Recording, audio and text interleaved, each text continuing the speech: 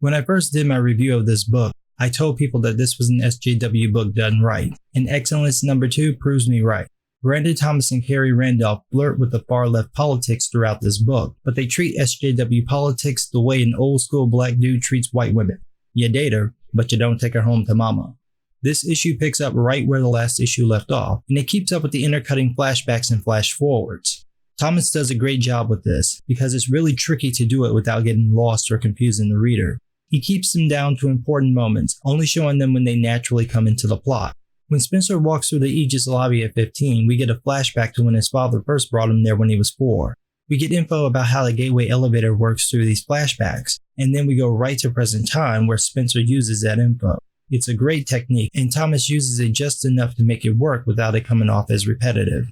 Carrie Randolph continues to bring solid art skills. Honestly, there's not a boring page in this book. Randolph nails action scenes, nails the setup scenes, and has great character expressions. This is probably my favorite panel in the book.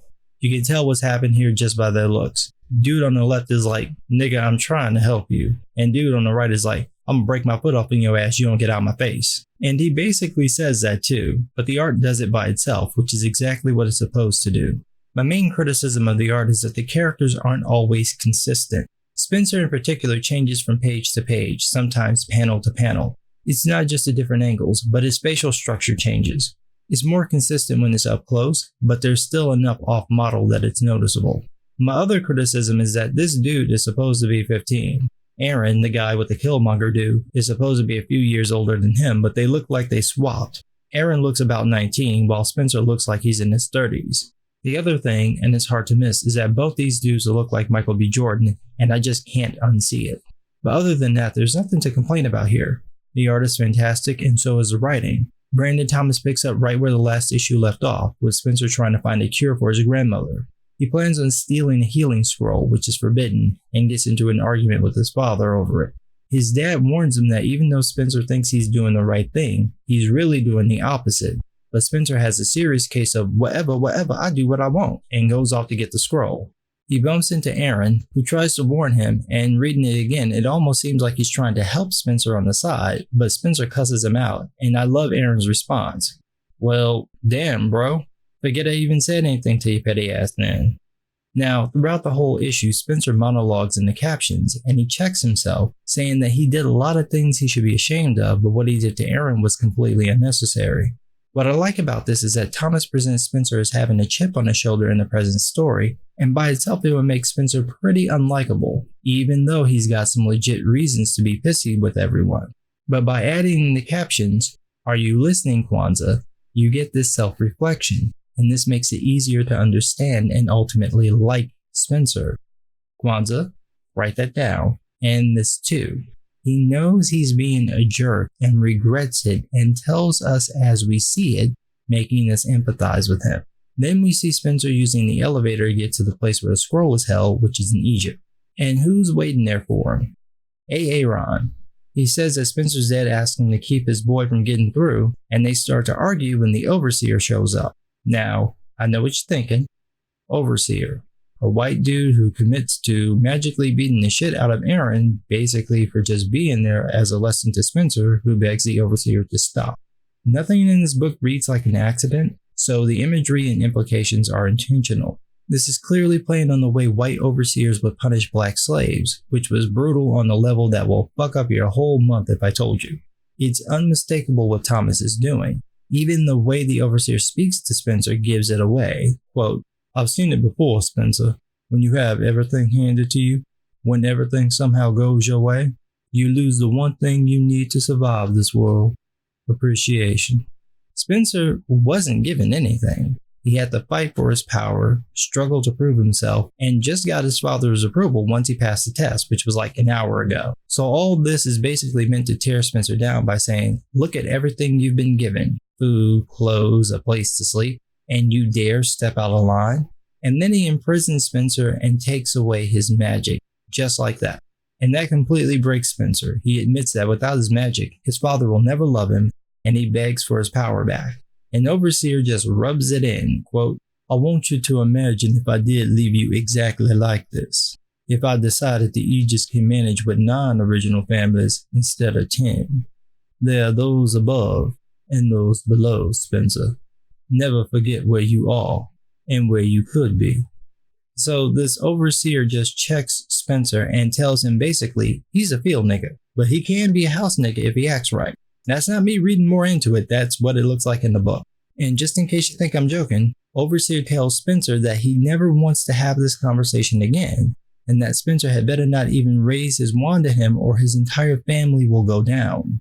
And then he says, quote, "Tell me that you understand that."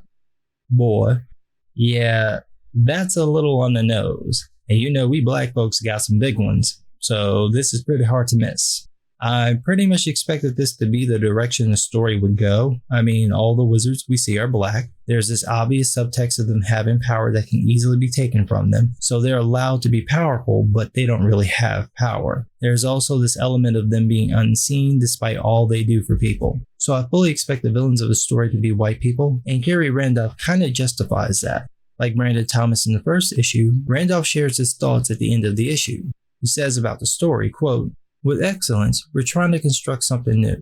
Yes, there are tropes. Yes, there are cloaks and spells and wands, but this is different. This is about responsibility. And I know what you're thinking. You've heard it all before with great power. Nah, this is different than that. Being black is about understanding that what you do, it's not just about you. It's about what you represent. You have a responsibility to not just represent yourself, but your block, your borough, your community, your race. It's not right and it's not fair, but it is what it is." And he's right. This is exactly what a lot of black folks go through. The irony, though, is that most of this comes from other black people. Yeah, people of other races will judge you based on their perceptions of your race, but the idea that you must represent your race is always an inside job. Outsiders go by what they see you presenting and judge from there, but insiders have a whole list of bullshit you have to check off. And this is the kind of thing we see with excellence. Read the book and you'll find the characters talking in a very specific way that's partially true.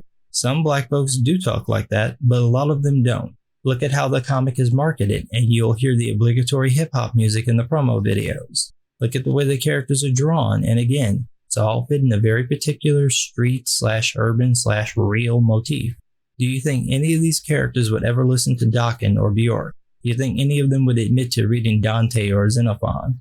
Do you think any of them could tell the difference between neoclassical and Baroque art? I mean, that's just not what niggas do.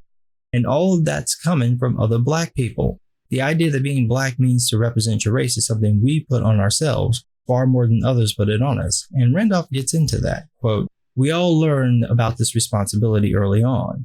They will always think that you are less than. Good isn't good enough. You must be great. We didn't work this hard to get you here for you to throw it all away. You made it out. You better represent. Being black, the world is on your shoulders, and every day is shoulder day." The thing is that this isn't unique to black people. Everybody goes through this. It's just that black people, because of how broader society isolated us and how we continue to isolate ourselves, don't see this or think that no one else has it as bad as we do. The other thing is that what Randolph describes comes from other black folks. We're putting the world on our shoulders. We're creating the burden and then complaining about it, blaming white people for something they're not even trying to do 90% of the time. This is why you see that intense reaction when a white person just barely does something that can be interpreted as peddling that burden. No one likes being under that kind of pressure. So the moment you have someone you can snap at, you go for it. But you can't say it to another black person.